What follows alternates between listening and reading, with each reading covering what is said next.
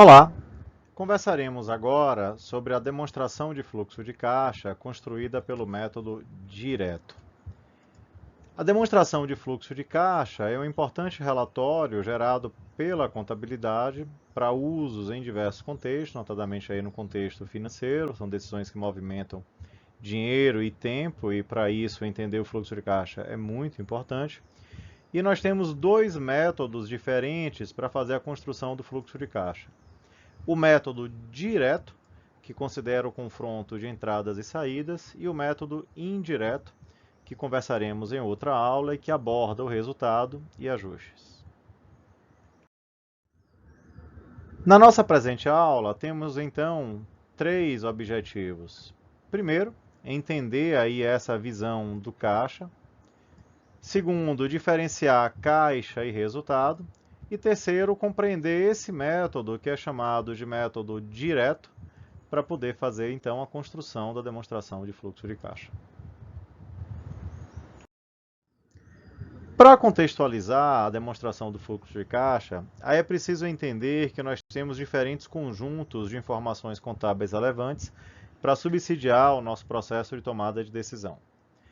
Talvez o mais fundamental conjunto de informações contábeis venha do mais básico relatório, o relatório que traduz a própria essência da contabilidade de registrar e evidenciar patrimônio, que é o balanço patrimonial. O que é o balanço patrimonial? Uma visão fotográfica.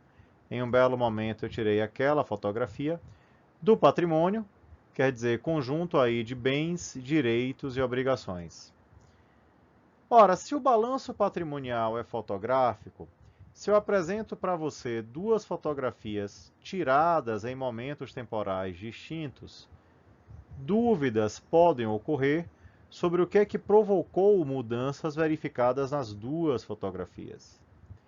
Com o objetivo de entender e explicar essas mudanças, outros conjuntos de informações contábeis e financeiras acabam sendo desenvolvidos para poder tentar explicar essas variações ou para poder tentar explicar o que ocorreu.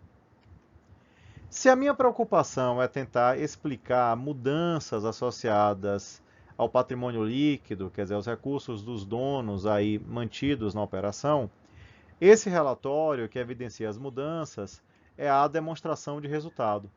Então, o que nós fazemos nessa demonstração de resultado? Um confronto entre receitas e consumos.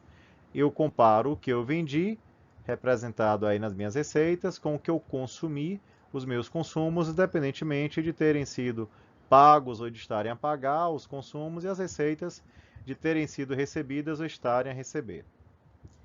Mas, se eu vou adiante, e se a preocupação está na tentativa de entender o caixa, aquela conta mais líquida aí dos ativos, representada lá em cima, e se eu quero entender o que ocorreu que provocou mudanças aí nessa conta caixa, aí eu posso então construir um relatório específico. Esse relatório vai ser a demonstração de fluxo de caixa. O que essa demonstração de fluxo de caixa vai tentar evidenciar? Vai tentar explicar o que é que faz as mudanças do caixa de fato poderem ser explicadas. Então eu tenho que chegar no saldo final, que é o valor da conta caixa no último balanço. Esse saldo final vem de um saldo inicial, e aí então, se do saldo inicial, do saldo final, eu subtraio o saldo inicial, aí eu chego na variação que eu quero explicar e que nós podemos chamar de movimento de caixa, a variação do caixa de um período para o outro. Quando eu vou além e eu tento explicar esse movimento de caixa, duas alternativas, dois métodos diferentes poderiam ser empregados. O método indireto, que parte do resultado e considera alguns ajustes, que conversaremos sobre ele em outra aula, mas na nossa presente aula a ideia é discutir o método direto. O que esse método direto faz? Ele tenta explicar o movimento de caixa a partir das entradas subtraídas das saídas de recursos. Mais entradas, menos saídas, chego no movimento de caixa, que ao ser somado com o saldo inicial, mais entradas, menos saída, é o movimento, que ao ser somado com o saldo inicial, permite então obter o saldo final. Quando nós apresentamos esse relatório então ele é chamado de demonstração de fluxo de caixa com o uso do método direto. Na apresentação da demonstração de fluxo de caixa, aí temos que tomar cuidado, porque o que nós estamos comparando nessa visão do método direto são as entradas, quer dizer, os nossos recebimentos, comparados aí com os nossos pagamentos, que quando eu subtraio dos recebimentos e pagamentos, chega o movimento de caixa. Ao somar ao saldo inicial, aí eu obtenho o saldo final. Então é essa a ideia, é evidenciar como é que o nosso caixa aí foi obtido a partir de uma série de movimentações. Esse conceito da demonstração de fluxo de caixa é um conceito diferente da demonstração de resultado, porque para a demonstração de resultado, a ideia do resultado é meramente o confronto entre o que eu vendi, as receitas, com os meus consumos. Receita, independentemente de ter sido recebido ou estar a receber, e consumo, independentemente de ter sido pago ou estar a pagar. Para ilustrar, considere o exemplo que eu estou apresentando aqui como uma banquinha de chocolates. O que o exemplo diz? Tínhamos 400 no bolso, compramos 30 chocolates a 8 cada, pagando a metade à vista, vendemos 15 chocolates a 20 cada, recebendo 200 à vista.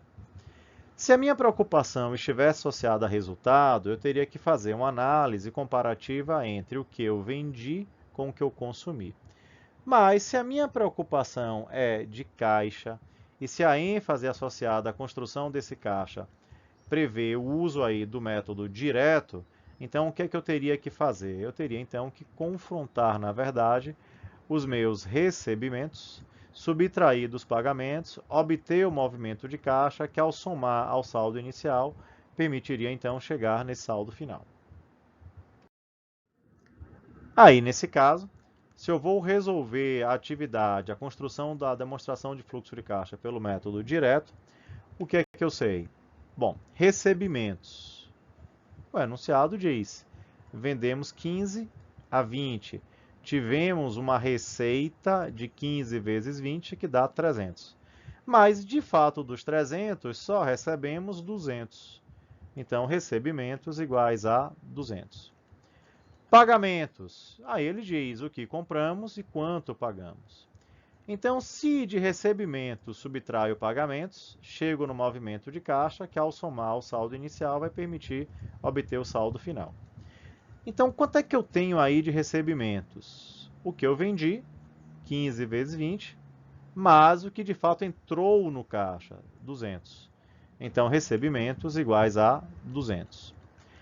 Além disso, é dada a informação sobre o nosso saldo inicial, e aí temos os nossos pagamentos no valor de 120, já que eu comprei 30 de 8, 240, pagando metade, metade de 240, 120.